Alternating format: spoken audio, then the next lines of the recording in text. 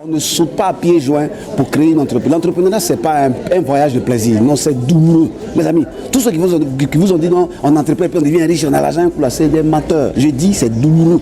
Moi, c'est 10 ans dedans. Ça fait 10 ans. On a des hauts, il y a des bas. C'est pas toujours comme ça. C'est des hauts. Il y a des fois, même moi, vous voyez là. Souvent, on n'a pas 10 000 francs.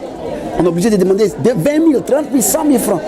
Donc, ce que tu veux faire, ce que tu veux vouloir entreprendre là, il faut que tu saches dans ta tête que tu sois résilient déjà avant de commencer à faire quoi que ce soit. C'est la première des choses que tu dis. Ok, super, magnifique. Vous partagez au travers de vos vidéos la différence qu'il y a entre un business et une entreprise. Pour vous, quelle est la différence que vous faites entre un business et une entreprise? Et avant de faire cette différence, j'aimerais que vous définissiez qu'est-ce qu'un business, qu'est-ce qu'une entreprise. Après, vous faites une différence entre les deux. Alors, un business, c'est une activité génératrice de revenus. Une entreprise aussi, c'est une activité qui génère des revenus, seulement que les deux ne fonctionnent pas de la même façon dans les opérations et dans la stratégie. Un business, généralement, c'est une personne qui est au cœur d'un business, qui monte quelque chose et qui veut gagner de l'argent immédiatement. C'est vrai qu'en bâtissant une entreprise, on passe par un business, mais on ne doit pas s'arrêter au business. Dans le business, on voit une personne qui est au four au moulin. Dans le business, il y a même des entreprises qui ont des business. Dans leur façon formelle, dans leur façon officielle de travailler, ils sont informels. Alors, je dis toujours aux gens que si tu ne peux pas prendre des congés 3 mois, 6 mois, sans véritablement prendre tes congés et toujours être inquiet à ce qui se passe dans ton business, pas parce que tu veux voir un peu comment les choses se passent, mais il faut ta présence nécessairement dans le business. C'est que c'est un business, c'est que c'est pas une entreprise. Voilà. Si tu es malade et que tout s'arrête, c'est-à-dire les activités que tu fais, ça s'arrête, c'est que c'est un business en fait. Le business là, c'est toi, c'est lié à ta personne. C'est comme un dentiste là, son cabinet, s'il n'est pas là, on ne peut pas soigner les dents. Il n'a pas fait en sorte que sa compétence soit dupliquée à d'autres personnes. Donc si lui n'est pas là, aucun gars ne vient pour faire les dents. Voilà. Et s'il meurt par hasard, c'est fini. Le cabinet est mort, le cabinet est fermé. Par contre, une entreprise, c'est un système qui est organisé. Nestlé existe depuis des années, depuis 1800. Guinness existe depuis des années, depuis 1800. Mais ils sont encore là. Pourquoi? Parce qu'ils ont mis des process, ils ont mis des processus, ils ont mis des SOP, ils ont mis des systèmes, ils ont mis des piliers en place et c'est dirigé de bout en bout. Un bon entrepreneur, je dis aux gens, un bon entrepreneur, c'est un très bon paresseux.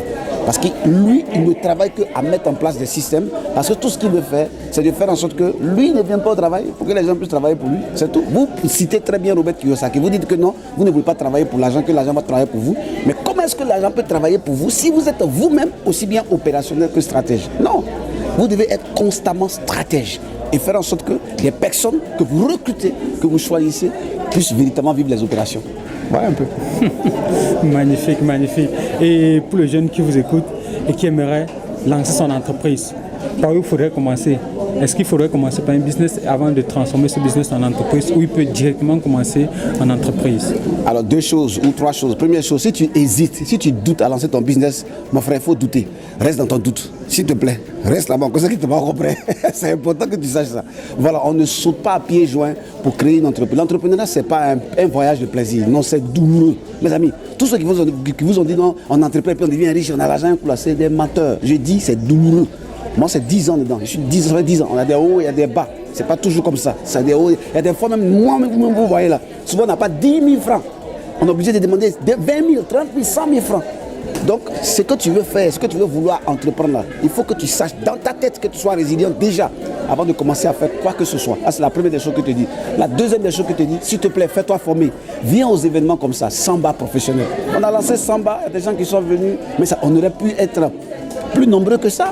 Moi, j'ai fait le Ghana, j'ai fait mes études au Ghana. Quand on lance ce genre d'événement au Ghana, on a 3 000 personnes, on a 4 000, 2 000 personnes.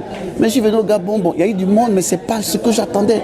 L'année prochaine, s'il te plaît, économise, épargne, 1 000 francs, 2 000, 2 000, 2 000, 2 000. J'ai entendu dire que les gens disent c'est cher. C'est pas cher. 100 000 francs, 2 000, 100 000 francs. C'est pas cher. Même si tu peux payer 100 000 francs. Il suffit d'économiser, il suffit d'épargner. C'est ta vie qu'il s'agit. Il faut investir dans la formation. Parce qu'il n'y a que la formation qui peut te transformer. Tu as compris? Et puis la troisième des choses, s'il te plaît, si tu veux entreprendre, il faudrait que ça se passe de l'intérieur de toi d'abord. Il faut que tu perçoives le business. Il faut que tu voies ça d'abord spirituellement avant de voir ça physiquement. Voilà un peu ce que j'avais dit. Super, super, merci, merci coach, merci pour le bout de votre vie que vous nous avez accordé parce que... Ah, j'aime bien la phrase, le bout de ma vie. Oui, parce que vous n'allez plus jamais récupérer ça. Mais ce temps, on l'a numérisé et on a propagé à de nombreux jeunes qui nous écoutent, ils pourront se projeter au travers de cela. Juste un petit mot pour la fin, qu'est-ce que vous pouvez laisser à nos abonnés de la page Démystifions les business. Et avant de dire cela, abonnez-vous d'abord parce que le coach, ce qu'il va vous dire maintenant, vous allez écouter ces messages en longueur de journée. Coach, un mot pour la fin pour mes abonnés qui nous regardent. Ne cherche pas à devenir entrepreneur uniquement. Cherche à devenir entrepreneur et puis chef d'entreprise. Pour que tu sois un bon chef d'entreprise, fais-toi former. Merci. Ok, super. Merci coach. Merci coach.